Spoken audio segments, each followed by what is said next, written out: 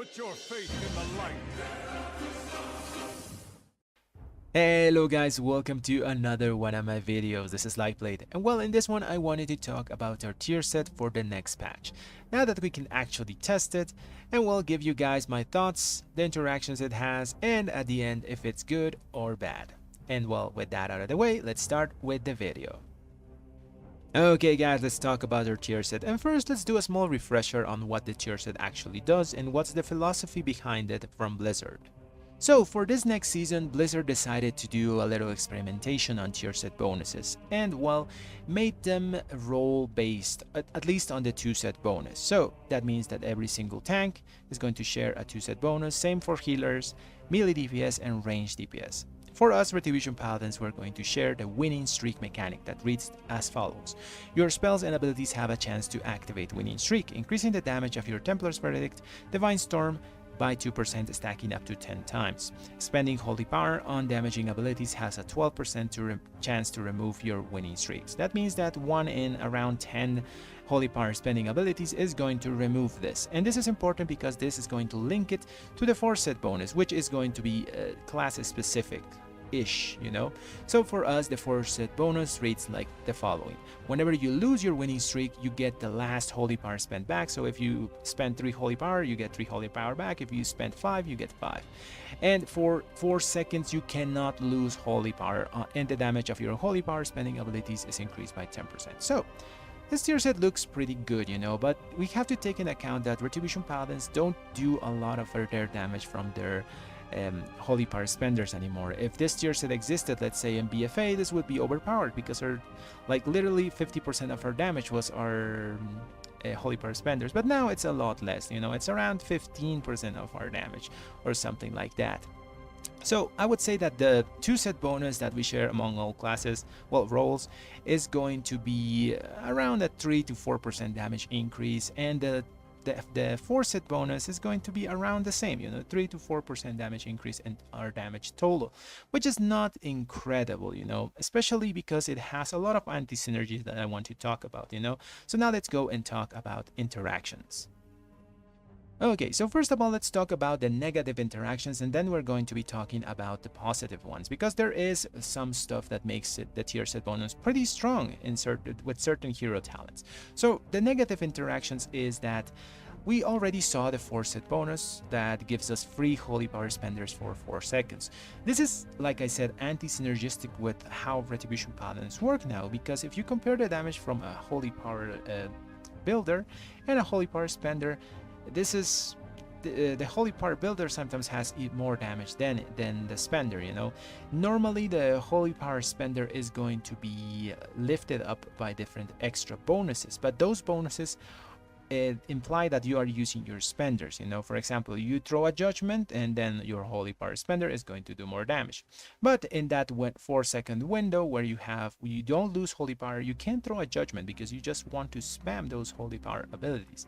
The same goes with interactions like, for example, of Dusk and Dawn with Blessing of Dawn. You know, every 3 Holy Power spenders that you use, you get 20% extra damage on the spender. But if you get the 4-second window, basically you're not getting this bonus because you don't want to use builders while that for those 4 seconds, you know. So yeah, there's those types of interactions that are kind of bad. Also the free Holy Power interactions are also bad, you know. Divine Purpose, people sometimes use Imperium Power. That thing is also going to waste whenever you get those free Holy Power spenders in those 4 seconds. So those are a lot of like anti-synergy that this tier set bonus does. Like, it's good, you know, the tier set bonus is decent, you know, the 4-set. But the problem is it feels bad to play it because it goes against what you learned how to play the class, you know. It's like you build, you get those extra bonuses for your Holy Power spenders and you spend. And that's how Red plays now, you know. And I think while it works, I think there is a small design problem there that Blizzard should change, you know. But let's stop talking about the negative. Now let's go to the positive interactions that it has with our hero talents. Okay, let's talk about the tier set now and the positive interactions it has with our hero talents. Let's start with Templar. So Templar is still the strongest hero talent I think next patch, because they did a small fix on how Imperial Hammers drop. because of the talent Hammerfall. This used to have a 1 second cooldown. That meant that if you spammed your abilities, you didn't get all the Empyrean hammers to drop, you know. You always had that pesky 1 second cooldown, and you didn't get as much from this talent as you could. Now with this patch they removed that, and now it's only a 0.1 second cooldown, so basically it doesn't exist, and you can just spam your abilities at your heart's content and you're going to get a lot more hammers, especially if you combine it and you RNG correctly with the new tier set. Oh yeah, that's one more thing I didn't say about this tier set. It's very RNG, you know. In longer periods of time it's going to even out, but in short fights, if you don't get like the nuts and you just proc your winning streak, well, you're going to do a bit less damage, you know, but that normally fixes itself depending on the content you're going to do. Back to the interaction. So Hammerfall now, like I said, only has a 0.1 second cooldown, and whenever you use a holy power spender, you get 2 hammers to drop down on your target. This is good for both single target and AoE, because more hammers means more damage, you know. Those can splash, as we all know, because of the Wrathful Descending by 125% of their damage, so you're getting a ton more hammers. In that 4-second duration of our tier set that gives us 3 holy power spenders, you can throw around 4 holy power spender. That means 8 extra hammers that you're just going to drop on your targets, which is just incredibly powerful. And yeah, that's basically why the tier set is good, despite it's like it has a very bad design, you know. It just throws more hammers with a temper. Now let's go to the Herald interactions. Okay, so for Herald, the interaction that it has is that Herald does amplify more your holy power spenders than Templar. Templar doesn't really have any interaction with holy power spenders, the only one being Hammerfall, that just makes the holy power spenders drop more hammers, you know. It doesn't really amp the spenders itself, but Herald does have some things, you know.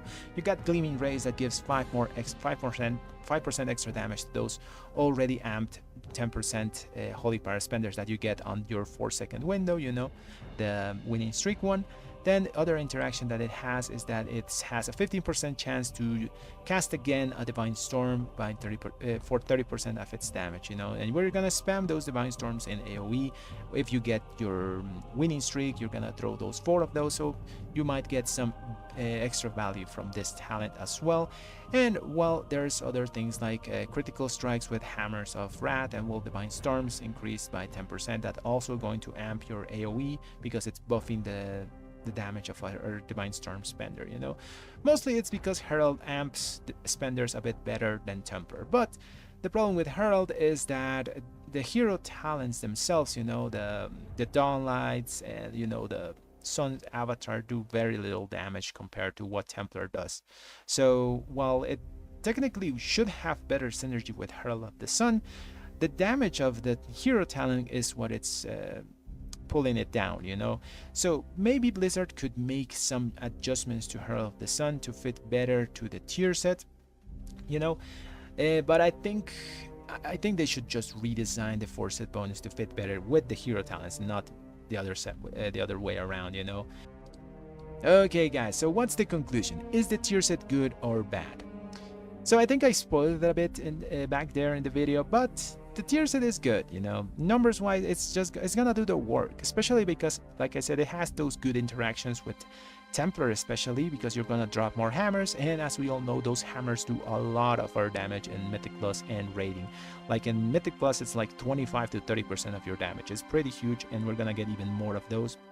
So for Herald, it has interactions. If they fix the Herald of the Herald abilities, you know, Downlights and Sun's Avatar, they have to give it a bit more damage, but if they do that, it has really good interactions with the amplification of holy power spenders that Herald has. So the tier set numerically is fine, you know. The problem is design wise, it sucks. I can live with the tier set being RNG because we are going into a goblin raid, you know. Goblins have a lot of RNG flavor in them, you know. Goblin engineering explodes and all those things, so yeah, it's fine that it has RNG. I can live with that. The problem is the design, you know. It's forcing us to play in a way that's not natural for this iteration of Retribution Paladins.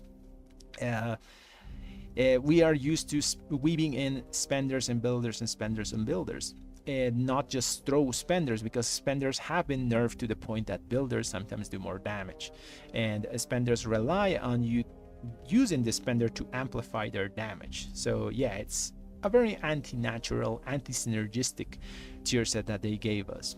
Having said that, what solutions can Blizzard bring to the table? I have some ideas. The most lazy one is, well, basically whenever you lose your winning streak, you just get wings. You get 4 seconds of extra wings. This just works well with the synergy with Radiant Glory. You can extend the proc from that.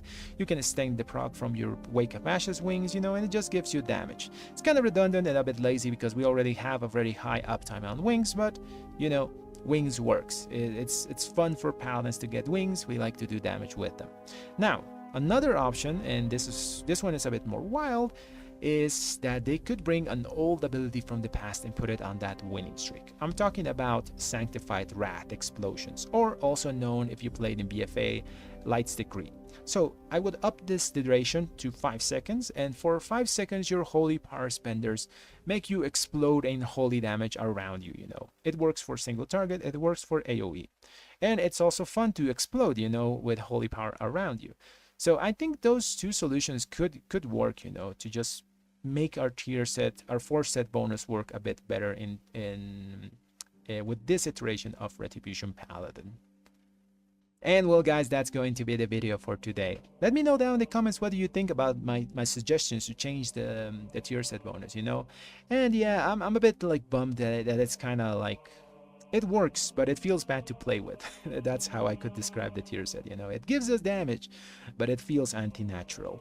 Anyways guys, I hope you enjoyed the video, and if you did, leave a like on it and subscribe to the channel. Thanks for watching everyone.